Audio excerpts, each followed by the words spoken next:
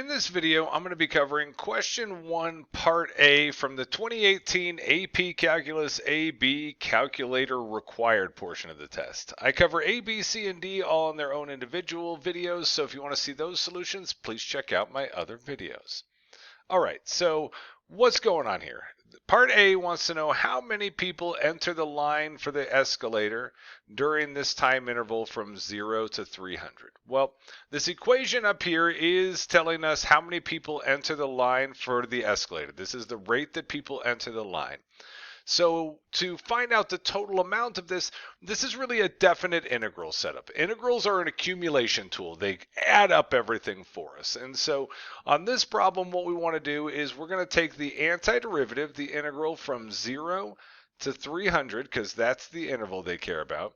Then when you've got a piecewise function, you always want to make sure you use the right portion of the equation. So the top piece of this equation is what they want us to use when t lives between 0 and 300. So inside here, we would do 44 t over 100 to the third, 1 minus t over 300 to the seventh, and then dt at the end of this.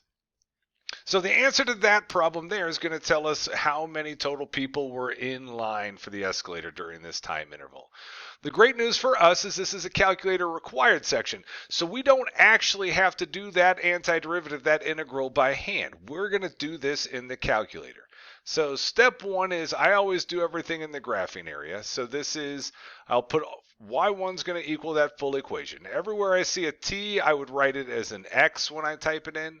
So 1 minus, and then I wouldn't type that as an x, I would put, or as a t, I would put that as an x, and all of that to the 7th. That's going to go into y1. Then from there, we're going to graph this thing.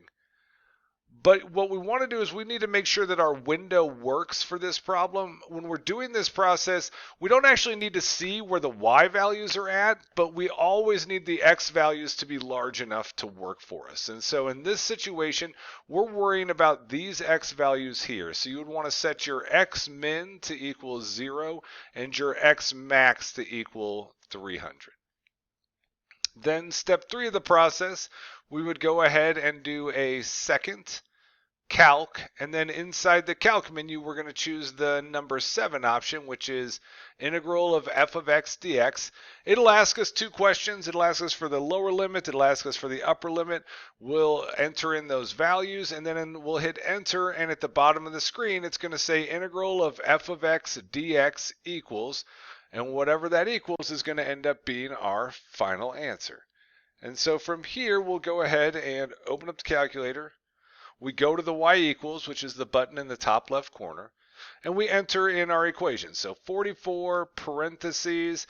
When you're doing fractions in here, one of the nice buttons that they have on these newer calculators is the ability to split it into a fraction. I can hit the alpha button and then the x button right next to it, and that'll split that into a fraction for me. If you don't split things into fractions, you always have to be careful and make sure you put the whole top in a set of parentheses divided by the whole bottom. Your calculator is very literal with its order of operations. It's PEMDAS. And so if you type stuff in a little bit off without the right parentheses, it'll read it wrong and give you the wrong answer. So then I get 1 minus, do that alpha x button again, and that's going to get me x over 300, and then close it, raise it to the 7th. Now I need to graph this thing. Before I do, I'm going to go ahead and just adjust my window now. So I'm going to hit the window button. I'm going to set my x min to 0, my x max to 300. Those match up with the bounds there. I adjust my scale. That's just where the tick marks are. You don't need to do that. I just like my graphs to look nice. And then we don't need to worry about the y min and max. So I graph it. And there's my graph. And now that I've got the graph, I'm going to hit step 3 up. I do second. Choose the calc menu, which is the button above trace at the very top. And then from there, I'm going to choose the number 7 option, integral of f of x dx. I hit enter on that.